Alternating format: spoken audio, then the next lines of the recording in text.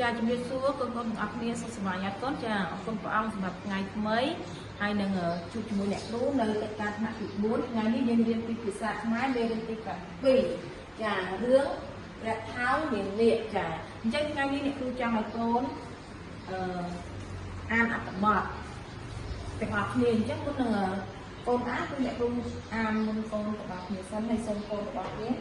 ស្ដាប់ហើយនឹងទៀងជាមួយអ្នកគ្រូទាំងអស់គ្នាអស់ចាប់ផ្ដើមកូនចារឿងព្រះថោងនាងនាគកាលពីព្រៃនាយមានឈ្មោះសំពៅជនជាតិឥណ្ឌាម្នាក់នាមព្រះថោងបានមកធ្វើជំនួញនៅសមុទ្រខាងត្បូងយកមួយព្រះថោងបោះពលរេចូលចតសម្រាប់នៅកោះមួយកោះនេះជាកន្លែងដែលនាងនាគតែងកាឡាខ្លួនជាស្រីប្រមុំដ៏ស្រស់ស្អាតនាំអ្នកកំដរមកលេងទឹកជារៀងរាល់យប់ព្រះថោងឃើញនាងនាគក៏កើតក្តីស្រឡាញ់អ្នកទាំងពីរមានទឹកចិត្តស្នេហាគ្នាទៅវិញទៅមក